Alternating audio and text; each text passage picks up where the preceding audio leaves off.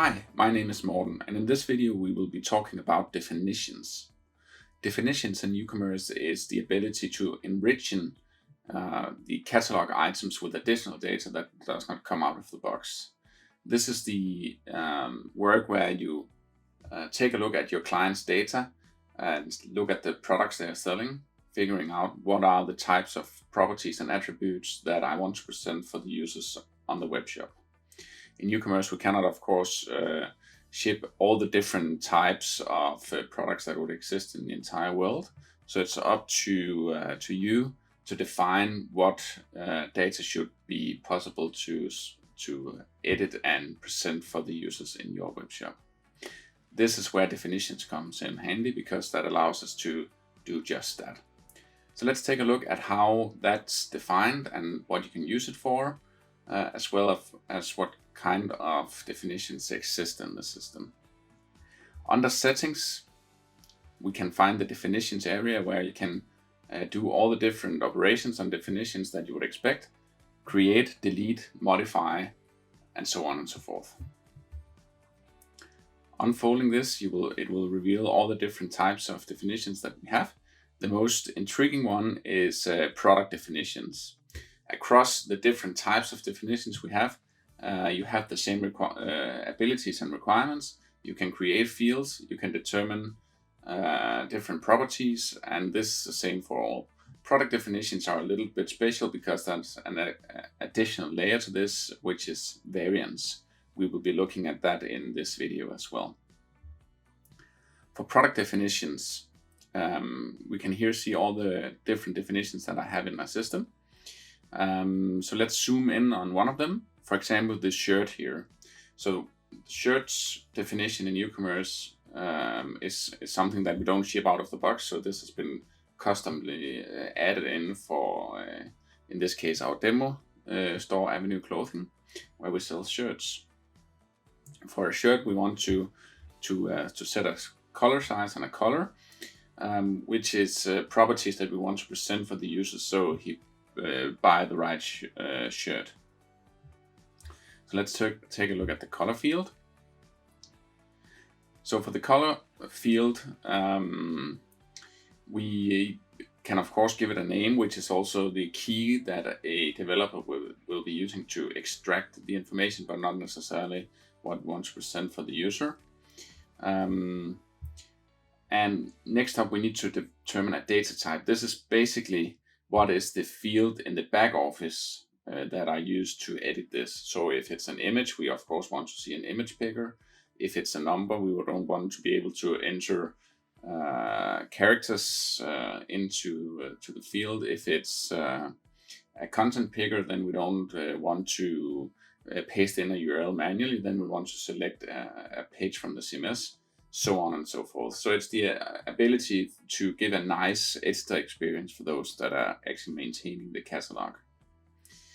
So that's what the data type does. Then we can define if our field is multilingual, which basically means I can edit it in many different languages. Sometimes you need that, sometimes you don't. So it's up to you to define if you need it.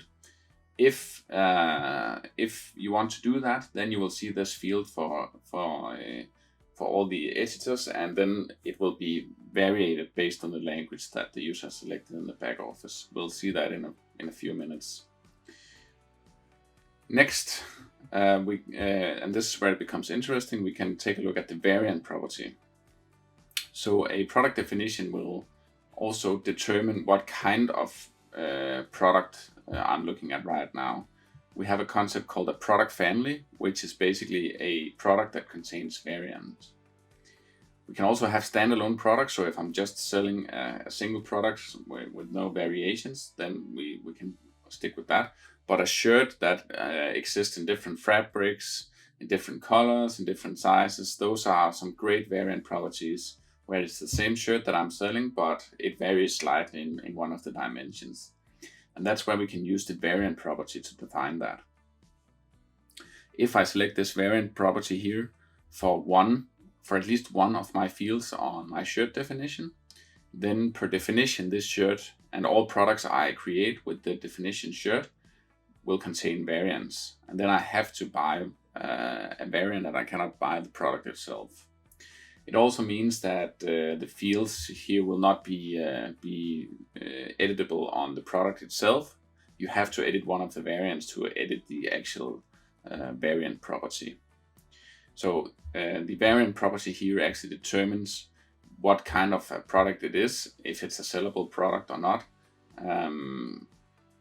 I.e. if it's a product family, then I need to purchase a variant. I cannot purchase the product itself. Good. And the last option I have is that I can decide if I want to render the field in the back office. So when I edit my product, is it possible for me to actually edit this property?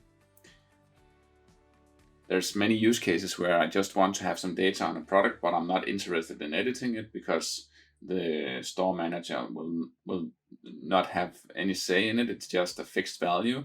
I don't even want to present it, but it's data that belongs there because of other reasons. Then I can choose not to have it in my editor here.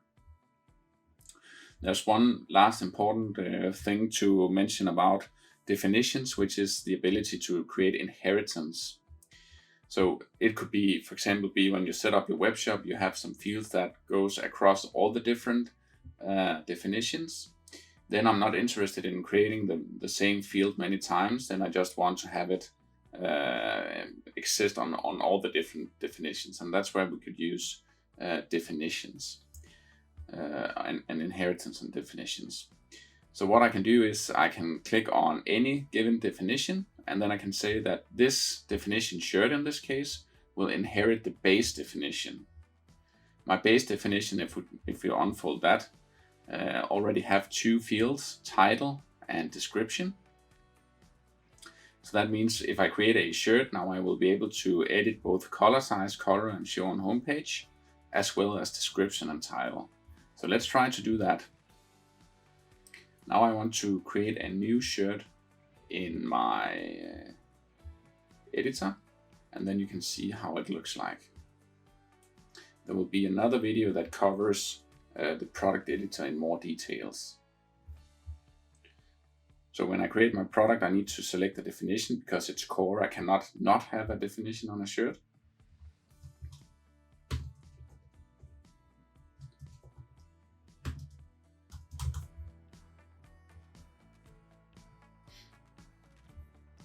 So now my shirt has been created. And if I scroll down, I can also see it in this section here to the left. I will be able to edit show on homepage, description, and title. Those are the fields that come from over here. But we also have color and color size. But these has been marked as variant properties, which means that I need to edit these on my variant instead. So if I go to variants, I don't have any, but I can click create to get a new one. I don't need to select the definition for this variant because it will always be the same definitions as my parent.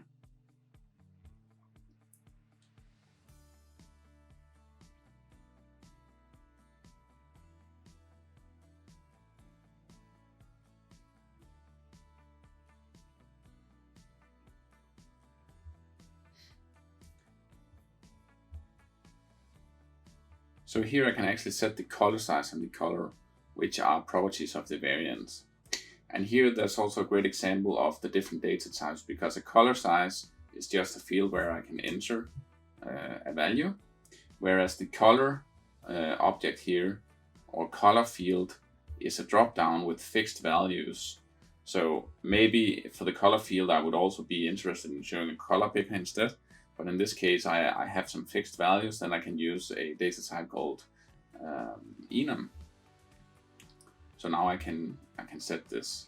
Another great thing that I can do is, of course, add additional images. So this is only where the imagination sets the limits to you.